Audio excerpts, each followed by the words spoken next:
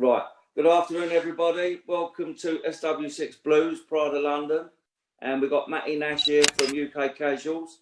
And it's a privilege and a pleasure to have Dan on, Chelsea supporter, Dan Silver, who I've been wanting to get on for ages. Good afternoon, Dan. Afternoon, Dan. Thanks for having me. You're too kind with those words. No. You do a lot of work with, or you did, I don't know if you still do, with Chidge. Yeah, still with Chidge, yeah. And what do you think of his new makeover? He's got an old Hollywood on us, hasn't he? Yeah, I guess I'm not sure what to make of him. It looks like some sort of like Greek god, like Shirley Valentine's other half. He does. Now, Dan, the first time we met was through Chidge. Yeah. And I'm going to bring it up early. You said to me, I don't know if you remember, we shook hands and you said, I shouldn't be a Chelsea supporter, I should be a Tottenham supporter. Do you remember? I did indeed. I said, tell me why. And you replied, well, I'm from a Jewish background, you said, didn't you? Yeah. And then that's how we started. Well, let's got that out of the way. That don't make any difference whatsoever, but I will come to that later about what you think of the silly nonsense about Tottenham and all that. But what was your first Chelsea game then, Dan? Well, I started going about 82, end of 82, 83, because my granddad died New Year's Eve, 82 to 83. So I started going then. The first game I clearly remember was Liverpool 2-0 in the FA Cup when Colin Lee and Peter Rose-Brown scored. I remember that game so clearly because there must be, pushing 50,000 there. I was 7 or 8, first time I really kind of got what football's all about with my dad. It was just the most incredible day because I think Peter Rose-Brown went down the older way and on a breakaway and scores, and that was just absolutely fantastic. And the next game after that was Spurs, and we got beat 3-2, and I think we got absolutely torn apart by Hoddle, absolutely battered us. I remember they had yellow socks, the pitch was an absolute shithole. Alan May scored. I didn't realise quite then what the FA Cup meant or like that, and I knew we were that close to Wembley. And after that, really, the first full season would have been 83, 84 with Kerry, Pat Nevin, Nigel Spatman, and that season I didn't miss a home game, I think, for 5 seasons after from that season onwards. So that kind of goes there, because my granddad started going in 1922 because he was an athlete, and they had a running event around Stamford Bridge on the morning. He stayed on to watch a match that afternoon, was hooked ever since. And we still got a cup at home. It was May 1922. We still got a cup at home that he won that day for winning. I think it was a 1,500 metres race. And at Stamford Bridge. Yeah, at Stamford Bridge. That's how I became a fan, because he wasn't really a football fan till then. Yeah, and he stayed on, watched the match, and that was it. He was hooked. Yeah. So was your dad a Chelsea fan? Or my dad was just as mad as me. I mean, he started going early 50s, and he and I went all the way up until when he passed in 2006, because he got ill at the start of 2004 when Jose came on board. And he recovered to come back for the last couple of games of the season. And everyone goes to him, you're just a glory hunter now, aren't you? Sorry, Dave, go on, mate. Then we had another couple of years and he passed May 2006. And the last game we watched together was Arsenal losing the Champions League final, which was brilliant because we all hate Arsenal. We both had a good old laugh at that. Yeah. So where did you come from? Did you live around the area then? I started life as a kid, very early kid, in the Barbican for 18 months. And then my parents moved to sort of Muswell Hill, North London. Yeah. And we pretty much stayed around there all our lives. And then my parents moved out towards Northwood in mid-90s. That's when I moved out and lived in Finchley. So really North London boy, born and bred. And really, the fact that all my mates, grew up in a Jewish family, but not at all religious. All my mates were Tottenham or Liverpool at that time because they were the best team. And I just followed my dad. It was always a case of Saturday, do you want to go to the synagogue or do you want to go to Stamford Bridge? I was like, I want to go to Stamford Bridge. Never in doubt. I had the opportunity, but never religious to family. Did you know at the time, Dan, that a lot of Tottenham supporters were Jewish, or was that not a thing that back then? It's a little bit of a thing, because I think a lot of, I always knew that Tottenham had a Jewish following, but at 9, 10, 11, you don't really kind of fully comprehend what was going on. And everyone was like, why are you a Chelsea fan? I was like, because of my dad.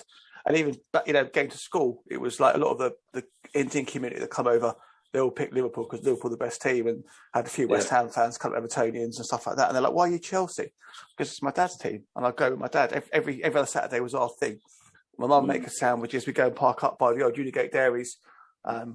You know, you walk out the car, first thing that hit you was that horrible smell of sour milk. Then you walk by the corner to Martin's newsagent. It was just, I was like, do you have to park out here, Dad? Because you're having our sandwich and just sour milk permeating into the car. Parked up, we walked around, went to Martin's newsagent, which is now Richer Sounds. And I got my like 20p sweets, walked the grounds, guessed the attendance, you know, to the nearest 100. It was generally like, it was 6, 7, 8,000. And it just became a thing for us. It was, because my dad was generally really busy in the week, so I didn't see a huge amount of him. But Saturday was always our thing. It meant so much right up to when he passed. I was in my early 30s. It was just it was our fantastic thing. Memories, Dan. Yeah. Oh, mate, that what you said about, I just laughed when you said about eating sandwiches in the car before you went football. Yeah.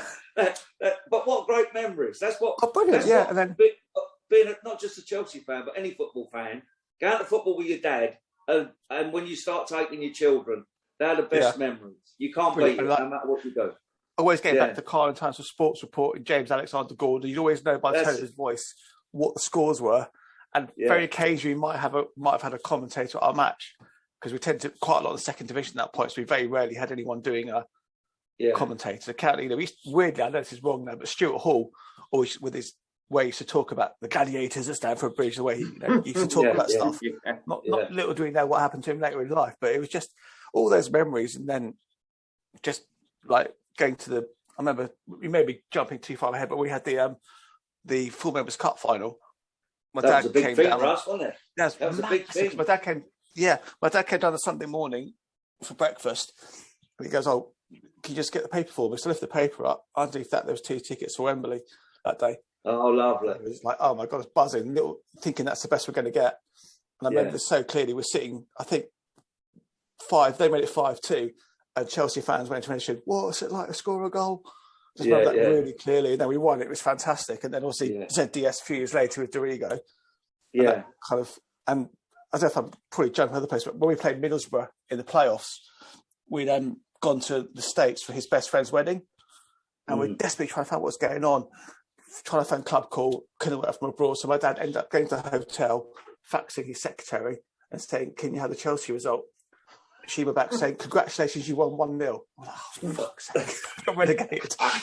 But you've had the lean years, and you saw the good years. And just before your dad sadly passed, he knew Mourinho had come in. Did he see us win the Premiership? He saw us win it twice. He was there for 2 years. We won it consecutive years, didn't we? So the old fella saw you a bit of what we were going to go on to be at the time.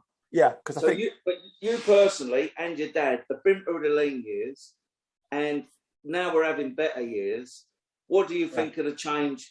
Because Matty is always on about, who's with us now, he's always on about how the crowds have changed. How do you feel about the atmosphere and the crowds at Chelsea now? Yeah, it's been a massive change. I think you're always going to get the glory hunters that jump on board.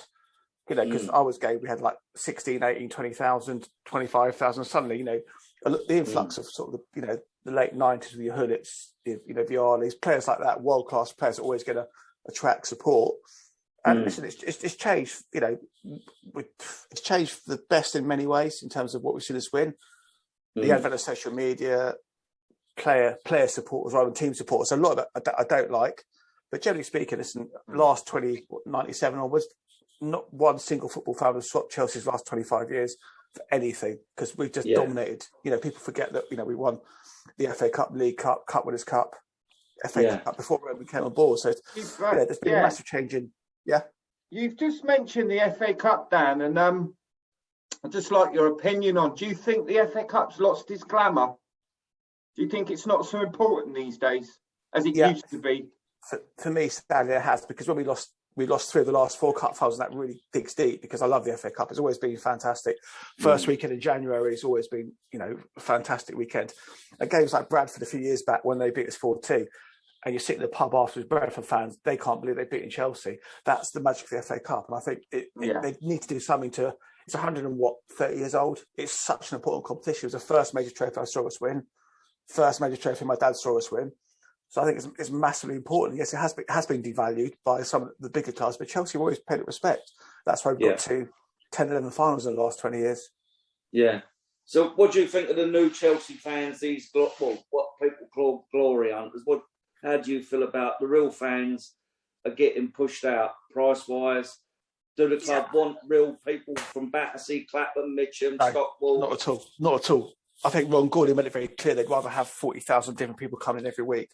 They're going to go and spend £500 over the day. They're going to buy the tickets, buy the food, go to the club shop. You know, us generation supporters are not important. We're now customers, we're not supporters.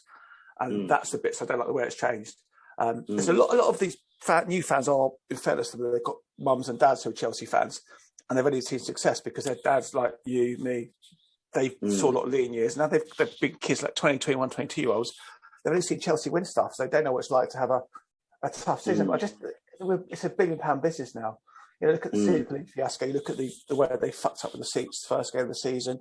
You know, it's just we're an irritant to them. But if they had things like decent beer on the concourse, I'd happily go in at 2:00 if I was going to get a decent beer or a decent ale, not Singer. That's why I don't need the pub to course to the 3 because I don't want to drink that stuff. But look at the price of it as well, Dan. Yeah, that's the other thing as well. Yeah, I mean, it's ridiculous. I mean, £5 at a pie, £5 at a rock dog, £6.50 for a beer or something, or dearer. Yeah, it's Singer and it's horrible. Yeah. But I mean, the club are sort of taking the piss out there. In fact, was it £80 for the new shirt? Yeah, ridiculous. It's just got ridiculous. So these, as you say, the new people coming along now, who have got a choice of going to watch Les Miserables up at the opera or something, or a musical, or go to Chelsea.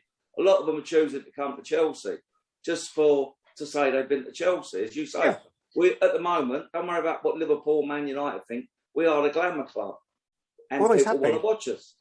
Always happy. I mean, this goes back to Kings the Kings Row, where you got Raquel Welch walking around the pitch at half time. We've always been a glamour club. We've always had issues with the media. Because I was talking to Rick Glanville on a podcast with Chidge a few years back. The Chelsea have always had issues with the media. It's always been a glamour club. We've always had this kind of like absolute flair, like the Osgours and Charlie Cooks and so on. But I don't want to be liked. I like being hated. I don't want to be like everyone loves Arsenal because they play great football. Yeah, but you've come fourth for 9 years and now you're 8th and you're falling quicker than Jack Grealish. It's ridiculous. What do you reckon of this? I'm going to ask you this thing. Have you coming from a different faith? I know it's got nothing to do with football, but the media like to build this up that we're racist Chelsea fans. Have you ever felt threatened at Chelsea? No, never, ever. Only one time I was a little bit offended. One time in near 1,000 matches was Spurs away, and the someone behind me he was offending everyone. I mean, he was foul mouthed, doing the hissing sound and stuff like that. That's one time in 1,000 matches nearly. So I'll take those odds. But always felt welcome, never had any issues, never had any problems. And listen, every club's got a minority of racist idiots. It's not just Chelsea. Yeah. You go down the lower leagues and all the every club's got a little idiot minority. But but Chelsea are an easy stick to beat with, especially if now with social media stuff, you do something stupid, you put it on social media, it's gonna go viral, like the Trinity in Paris, stuff like that. You leave yourself open for just be careful what you do. I'm not going to tell you how to have views, but just think about stuff before you do it. Exactly. I've never had a problem. I mean, I remember I saw Paul Cannibal for the first time, and this was the height of the racism, and I asked for his autograph, and he was so surprised I wanted his autograph. He was like, John Bosco, I said, what? I think because he's obviously, this is quite early on in his days, he also had a lot of abuse from, supporters and stuff. And he probably assumed that all Chelsea supporters were racist. But I was like, no, listen, I think you're brilliant. I said, if I'm not Kerry Dix on the playground, I'm Paul Cannaville. He smiled. But the thing is, the media, what you just said about the incident on the subway or metro in Paris, that was blown all out of proportion, really, wasn't it? About the black man getting pushed off the train. Now, if it'd been the other way around, a group of black lads pushed the white guys off the train, it wouldn't make the news. So the media like to portray us as some devil in disguise, and we're anti-Semitic and we're anti-black and we're anti-this. I don't care who comes to watch Chelsea. I've been going for over 60 years now, and I couldn't give a shit what ethnicity anybody is, what background they are. No, those are Chelsea supporters, or even other sports. What? It doesn't offend me. I'm from a gypsy background. Yeah. So when Chelsea fans sing pikeys, to West Ham, I'll just laugh. Yeah. I don't feel offended. But how would you, with a Yid Army thing, half of them singing that ain't even Jewish, from a Jewish background, are they? Yeah. I mean, it doesn't offend me in the slightest. I mean, It's about, listen, I'm Jewish and, you know, that's it. If someone, Spurs fans going, you'd army, you know, it's a moniker. It's a moniker for them. I mean, of course, it's a bit of rivalry, isn't it? Is it right? I don't know. I'm not going to say that because I'm not Jewish enough to be offended by that word. And in fact, if you've got Jewish not people, rivalry in religious terms, rivalry. No, exactly. Yeah, but I'm saying, like, if you know them singing "Yid Army," because I'm not in any shape or form religious, I'm not going to say it's offensive. But then if you've got Jewish Spurs fans singing it, because it's their thing, you know, it's like Liverpool, you'll never walk alone, or, you know, that kind of stuff, you know. So. I did mention swear so profusely. I mean, to be honest, I find Liverpool supporters far more offensive than most because of the way they behave. Well, look what they've done to Billy Gilmore the weekend. Yeah, my mate's big Liverpool fan. He was at Norwich last week. He goes, "Oh God, our Scousers, they're horrible people. Some of them really, like, you know, giving it like that up yours, fuck you." He's a Liverpool fan. He was waiting outside, and 3 of them went in and they're like, "Oh, you're one of us." And he's like, "No, I'm a Liverpool fan, but I'm not one of you." Yeah. There's a difference.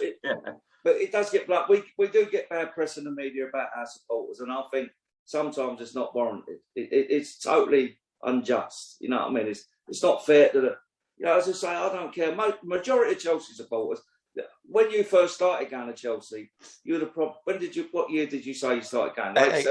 Late 80 to early 83. So 20. Right. So 20, yeah. in the mid to late 70s, you had all the National Front selling their paraphernalia out, all their rubbish outside. You had all the Communist Workers' Party, the Labour Party, everybody at Liverpool was, and there was loads of people all jostling for young people's attention. Yeah. And it just happened to be a lot of right-wing stuff at the time. But that soon passed. And now I feel people hark back to them days of what it was. Even, I'm sorry to say, even Paul Cannonville digs up stories from 40 years ago. And I think them days, we've had over 50 black and mixed-race players. I've never heard anybody get booed by any of our lot. We've had 2 Jewish players. Nobody ever booed them. So why do the press keep on about us being racist, us fans? It's just our historical connections with, as you say, the NF and stuff. That's what it boils down to, you know, because Chelsea historically are a racist club, but, you know.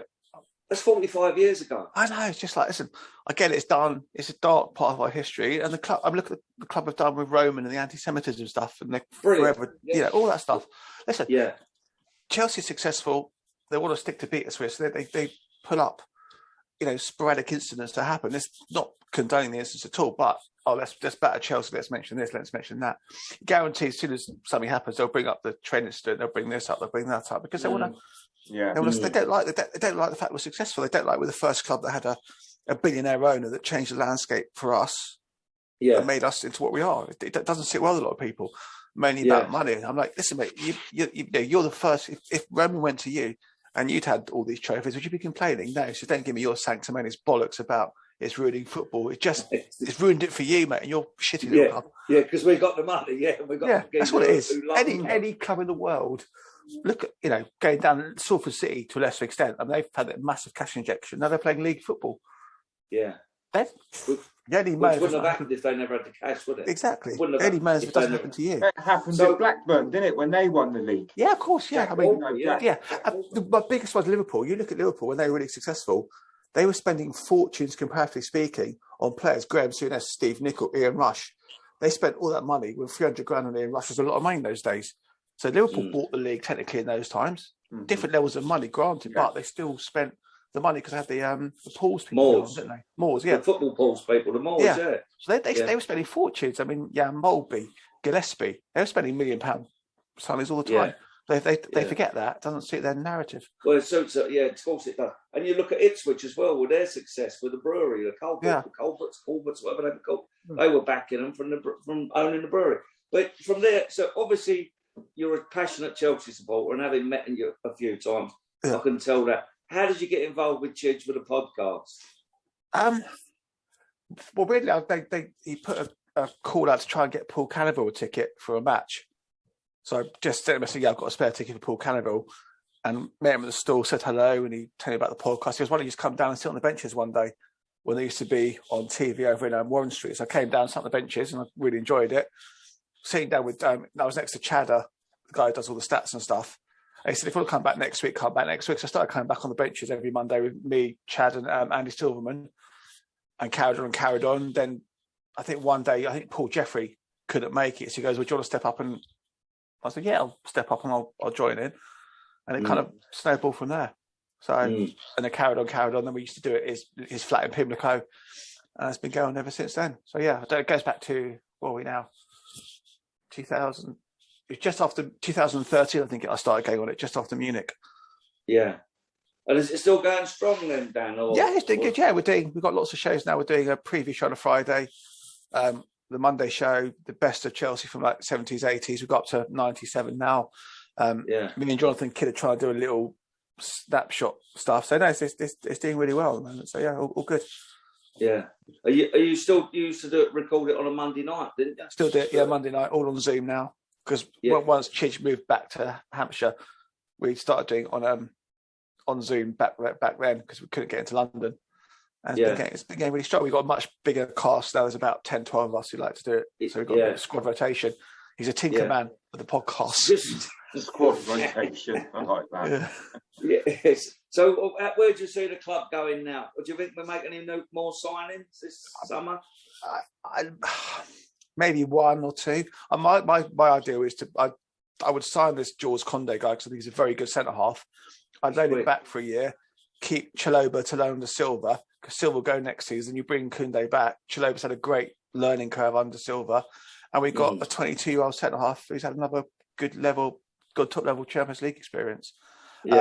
Midfielders possibly, but I'd much rather Ruben get some game time just to give him one more chance. I'm a big fan of Ruben.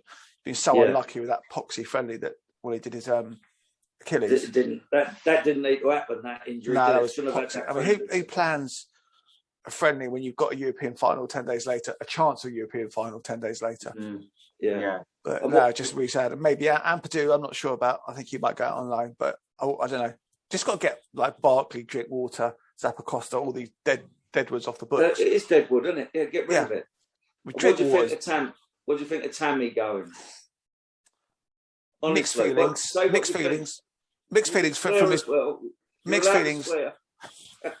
I don't think because I was listening to another podcast and Liam Toomey was saying that when fans weren't there, Tuchel was on Tammy's back a lot because Tammy wasn't giving enough intensity when he was playing to really kind of justify his place on the pitch. I think Tuchel's got very high standards about pressing. I don't think Tammy quite got the game. I think he's a great lad. He's Chelsea through and through. He's going to go to Roma. Hopefully, it's a good Jose Mourinho. It's going to give him some good coaching. We might see him back in a couple of years. He didn't fit the manager's plans, and it's great to think we're going to have a team full of academy players. But ultimately, all the team is going to win. And if it doesn't include Tammy, then it's so be it. It's harsh, but that's the level we're at. That's football world for you. That's the level we're at. A little bit of a lightweight, a bit of a giraffe. He was like a bit Bambi-like, wasn't he? Bambi-like. That's the words I was looking for. He was to me. He was never like a Drogba, physical, big, put himself about. It was more like dancing on ice, wasn't it? You know what I mean? Like a bit like Flo, kind of wiry-like. I remember Flo was all skin and bones, but he was a good player.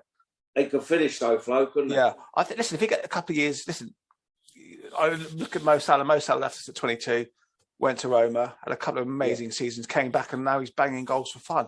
So if Tammy can do that. De Bruyne, we let go. But all these players didn't want to wait around. They were impatient. I mean, my argument is though, Mourinho's meant to be a great coach. If he couldn't see that talent in De Bruyne at that age and one hissy fit, then maybe De Bruyne is the worst one because Lukaku was never ready. Salah wasn't ready. Salah wasn't mature enough or old enough to really get where it was being an absolute top club. It took him 4.5 years to get to where he was.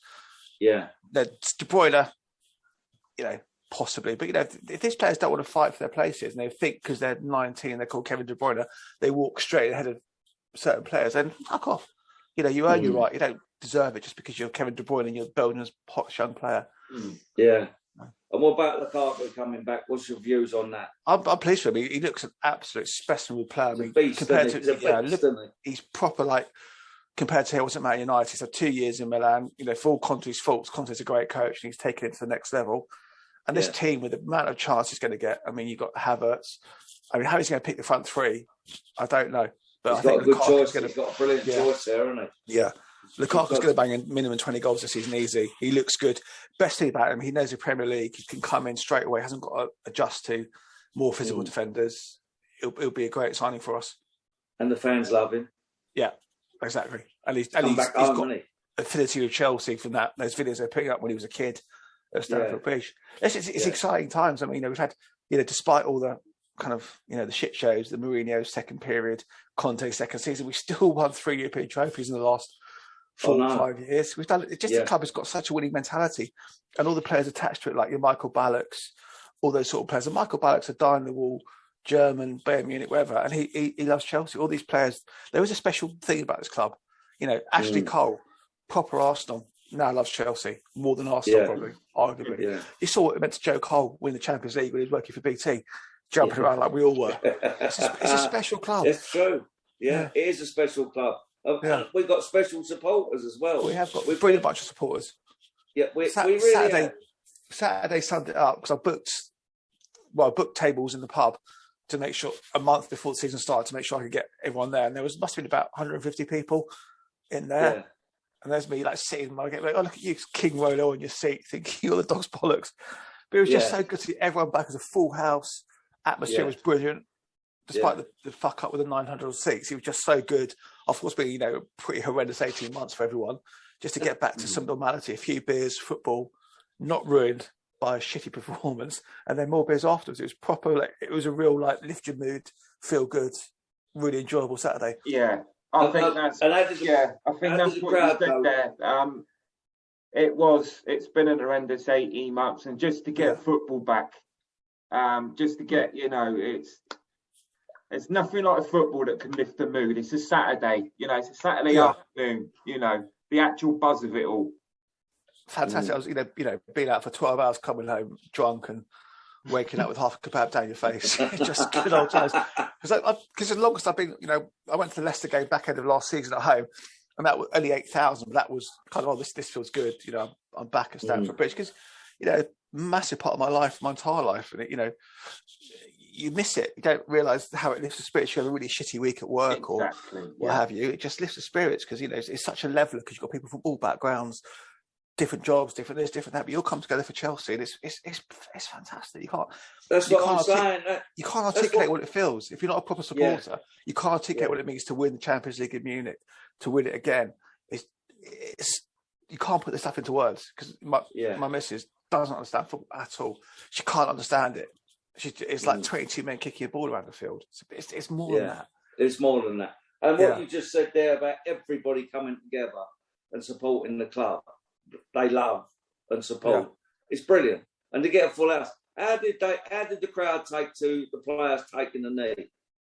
A few muffled boos. That's another whole debate. I mean, my personal view is it's just nothing to do with the Marxist side of the well-documented Marxist side of Black Lives Matter. It's just about equality for black players and to hammer out racism. I think my opinion is people get the two confused.